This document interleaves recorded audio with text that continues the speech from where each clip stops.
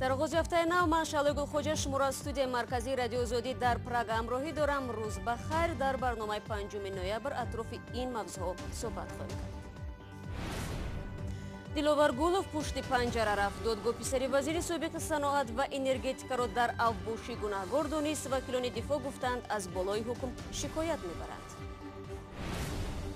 بازگشت تحریم ها به ایران. مقامات ایران شروع دور دوم و سخت‌تر تحریم های امریکا را فشار به مردم این جمهوری اسلامی معنی داد کردند.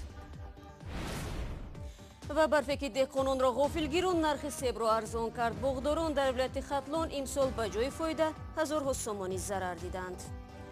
دورو می‌ذاریم خوش است که برای همین نرخی همون رسخادی کردگی ما همین چیز نمی‌خوره. یکی از دادگاه‌های شهر دوشنبه نسبت دلوار گولوف پسر وزیر سابق صنعت و انرژتیکا حکم خود را صادر کرد. بر اساس ماده‌ای که دلوار گولوف متهم میشد طبق قانونگذاری نه کمتر از 5 سال مهلت زندان پیش بینی شده است، ولی دادرس پرونده مهلت حبس را با نظر داشته حالت‌های سبک کننده تعیین نمود. ظاهراً دلوار گولوف همگی چند ماه پشت پنجره خواهد بود. تفصیلات بیشتر از میرزا نبی خالقزاد و برات یوسفی. دادگاه شامنصور پایتخت دلاور گولوف را به 1 سال زندان محکوم کرد. دلاور گولوف در لطوکوب کارمند اوباپ وزارت کارهای داخلی تاجیکستان عیبدار دانسته میشد. حادثه لطوکوب دلشاد نرزالازاده کارمند ریاستی مبارزه با جنایت‌های متشکل وزارت کار داخلی و بازداشت دلاور گولوف شام 8 ایول سر زد. حادثه در یکی از خیابان‌های مرکزی دوشنبه رخ داد و پسر وزیر سابق با افسر ملیسه دلشاد نرزالازاده وارد مناقشه لفظی شده او را لطوکوب کرد. جنجال میان گولوف و نرزالازاده بر سر راندن ماشین سر زده بود. طبیبان شفاخانه قره بالا قبلا به رادیو آزادی گفته بودند که در این مناقشه استخوان بینی نرزالازاده شکسته است. طبیبان شفاخانه روز 9 ایول سال روان به رادیو آزادی گفته بودند که دلشاد نرزالازاده همچنین از ناحیه سرش آسیب جدی دیده بود. دلاور گولوف پسر شیرالی گولوف سابق وزیر انرژتیکا و صنعت تاجیکستان بود که در نتیجه این حادثه او بازداشت شد و طی 4 ماه در سزا نگهداری میشد. روز جمعه طوری که مسئولان دادگاه شامنصور به ما اطلاع دادند حکم او خوانده شد و طبق ماده 237 کودکس جنایی یعنی افباشی به 1 سال زندان محکوم شد. اما وکیلان مدافع دلاور گولوف حرف دیگر را به ما اظهار داشتند در رابطه با مسئله پرونده او. خصوصا سعادت امیرشاه و وکیل مدافع دلاور گولوف به ما گفت که بعد از دریافت حکم دادگاه یعنی به حکم قانونی در آمدن این حکم دادگاه و از بالای این حکم شکایت خواهد برد و با در نظر داشت 4 ماهی که وی در سزا در بازداشتگاه موقتی نگاه داشته میشد از این 1 سال طرح کرده میشد، یعنی مینوس کرده میشد و او همگی 6 ماه دوره جزای خود را پسر خواهد کرد و به آزادی خواهد برآمد. اما موافق ماده 237 کودکس جنایی تاجیکستان ماده افباشی مجازات را از 5 تا 7 سال پیش بینی میکند و سوالی که امروز از طرف وزارت کار داخلی و دیگر شنوندگانی که مطرح کردن این است که چگونه دلاور گولوف به 1 سال زندان محکوم شد. میرزا نبی خالقزاد برای یوسفی رادیو آزادی دوشنبه. پس از خروج امریکا از سازش هسته‌ای با ایران سر از امروز دور دوم و سخت‌ترین تحریم‌های امریکا از جمله تحریم‌های نفتی آغاز می‌شود. اما حسن روحانی رئیس جمهور ایران روز دوشنبه 5 نوامبر درباره بازگشت تحریم‌ها گفت ایران با افتخار تحریم‌ها را می‌شکند و کشورش در هر شرایطی نفت خود را خواهد فروخت. طاهر سفر موضوع را ادامه می‌دهد. در نزد یک زمان سفارت امریکا در تهران ایرانیان مرگ به امریکا شعار دادند و پرچم آن را آتش زدند. این شعار در ایران غیر مقرری نیست و به خصوص در روز 4 نوامبر روزی غصب سفارت امریکا در سال 1979 امسال ازدحام عظیم‌تر بود چون امریکا روز 5 نوامبر تحریمات به ضد ساحه نفتی ایران را برقرار کرد. در راهپیمایی روز 4 نوامبر فرمانده سپاه پاسداران انقلاب اسلامی ایران تحریمات را جنگ افزار اقتصادی و روانی نامید، اما گفت توطئه و طرح‌های امریکا با مقاومت مردم شکست می‌خورند. هدف از قرار رئیس جمهور دونالد ترامپ که ماه می آمریکا را از سازش اتمی با ایران خارج کرد، وادار نمودن تهران به قطع برنامه‌های اتمی و موشک سازی است و هم بس کردن کمک به نیروهای دست نشانده‌اش در مناقشه‌ها در سراسر خاورمیانه. کاخ سفید روز 2 نوامبر گفت به 8 کشور اجازه می‌دهد به خرید نفت از ایران ادامه بدهند. خصومت واشنگتن و تهران از همان 29 سال پیش از زمان اشغال سفارت ادامه دارد. دانشجویان تندرو در روز 4 نوامبر سال 1979 بعد سقوط شاه ایران سفارت امریکا را اشغال کردند. 52 آمریکایی را برای 444 روز گروگان گرفتند و از آن روز دو طرف دشمن شدند. رو می‌آوریم به موضوع دیگر. ولادیمیر پوتین رئیس جمهوری روسیه با یکم ریخش کنسپسیای سیاست دولتی مهاجرت را به این کشور تصدیق کرد. این سند که 3 سال اخیر اطرافش بحث و زیاد بود، سیاست دولتی روسیه را در رابطه با مهاجرت تا سال 2025 معین می‌کند. روسیه بزرگترین کشور مهاجرپذیر در قلمرو کشورهای سابق شوروی است و سالانه میلیون‌ها نفر مهاجران کاری را می‌پذیرد. از جمله حدود 1 میلیون نفر مهاجران توجیک هم در روسیه کار می‌کنند و سرچشمه درآمد خود اویله‌شان است. درباره نکات مهم این سند با عبدالله اشورов صحبت میکنیم. عبدالله سلام، تا آنجایی که با محتوای کنسپسی آشنا شدی، سیاست روسیه در رابطه با مهاجرت در 5 سال آینده چگونه خواهد بود؟ آیا تغییراتی در این زمینه در نظر هست یا نه؟ سلام شهلا. نخست اینکه در این حجت روسیه مهاجران را به 2 قسمت جدا میکند.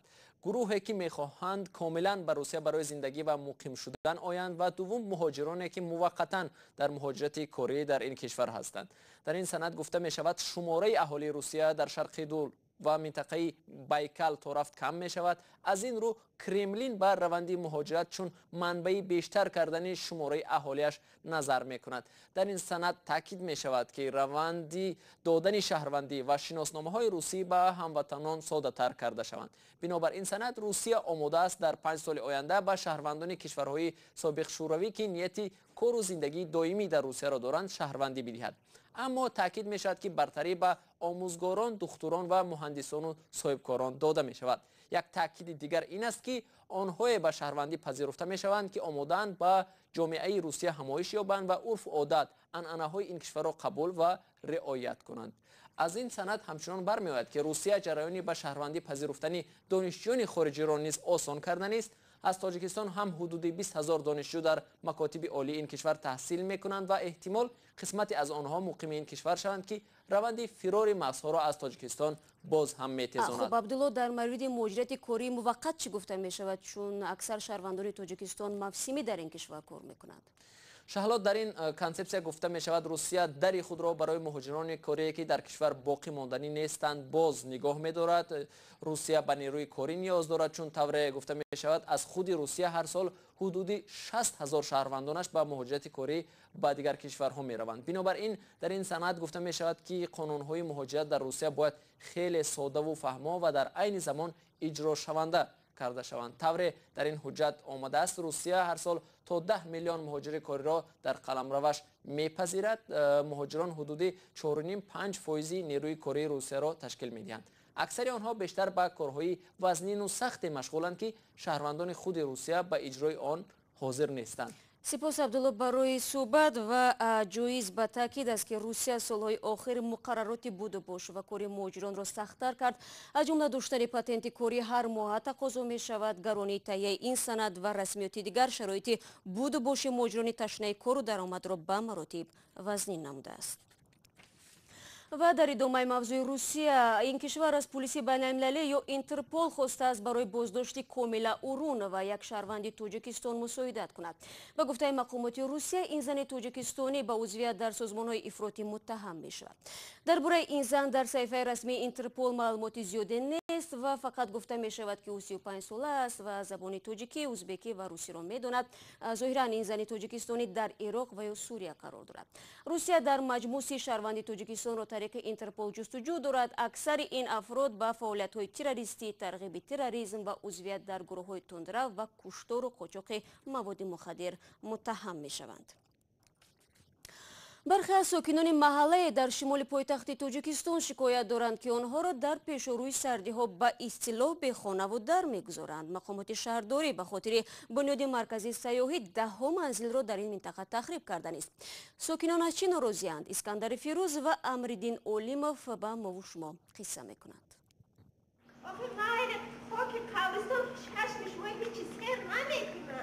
ساکنان محله ورزابگیس روزی 2 نوامبر به دفتر رادیوی آزادی در دوشنبه آمدند و گفتند مقامات میخواهند آنها را از منزلهایشان که 10 سال در آن سکونت داشتند به پرداخت جبران بیرون کند. تا حتی مبلغ بعدا نمیدهند که ما با اون مبلغ رفته یکم جا خانه خریم یا که اجاره شینه. آنها میگویند حجت‌های مالکی دارند با قرار حکومت شهر منزل ساختند. دادگاه شهر دوشنبه ماه اکتبر حکم کرد که خانه‌ها غیر قانونی اند و به پرداخت جبران ولنگار شوند.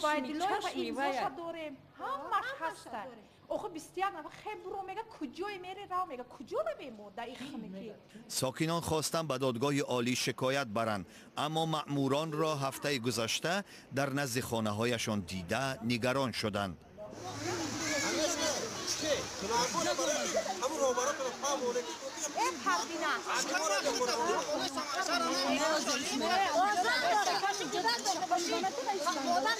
محله ورزابگیس در کناره شهر دوشنبه جایگیر است و تابع ناحیه اسماعیل سامانی است.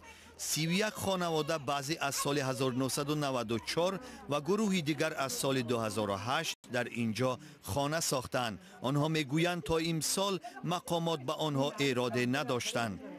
سیگم با سیگم فایران میکنن، ستی اولی فایران میکنن، ستی کسان شوریه چی میدن چاف چطور رفت میمونی. گلچهره سفر و از سال 1994 در این محله خانه دارد. میگوید 24 سال پیش این زمین را خریدند و خانه بنیاد کردند. حالا در این منزل با 21 اعضای عائله‌اش زندگی میکند. خمالی سوش چی میکنم؟ میگو که من جا میتیم، میخزونم جا میتیم، بعد جا میکنم، غمخوری میکنیم. اینا بچه‌شا میگو که تو غمخوری کو آدما خزوندی اول جا کنشونه بخزون.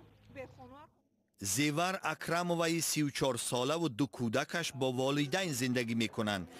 او میگوید چند روز پیش به اعتراض ساکنان همراه شد و از مأمورین تهدید شنید. معیوب یک مادر 2 فرزند نابالغ عربه مرا کشوله کرده که اینا بگیریم بریم دیوانه خانه و کالش کنیم. بعضی از ساکنان منزلها را از دست دوم خریدند و میگویند شرطنامه خرید و فروششان مهر نotariusi دولتی را دارد. همه چیزمون جمع کنه میگه خط کوچه برای خونه رو تراکتور میاره چپه میکنه. ما آدمای کم بغل کجا میریم؟ گفته می شود در جای خانه های این ساکنان مرکز سیاحی می سازند. ساکنان می خواهند دولت به آنها منزل دهد یا جبران پولی بپردازد. و همین حالا به ما خبر رسید که بعد مراجعه رادیو آزادی به شهرداری صبح امروز تهیه فهرست ساکنانی که برای تخریب منزلشان باید جبران پولی بگیرند شروع شده است. و در جنوب تاجیکستان نرخ سیب به مراتب ارزان شده است. چرا؟ گزارش بعدی ما را تماشا کنید.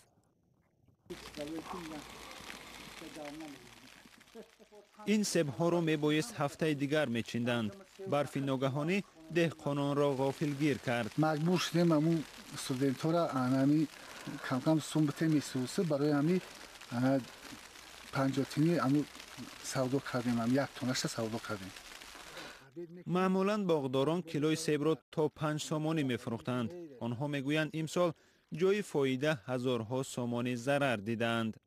فایده نمیده. او ایرا دارو میزنی، هر سال 2 قبچه 3 قبچه دارو میزنی، خوش است میکنی برای همون نرخی همون رسخاد کردگیمون رو همین چیز نمیپره رسخاد.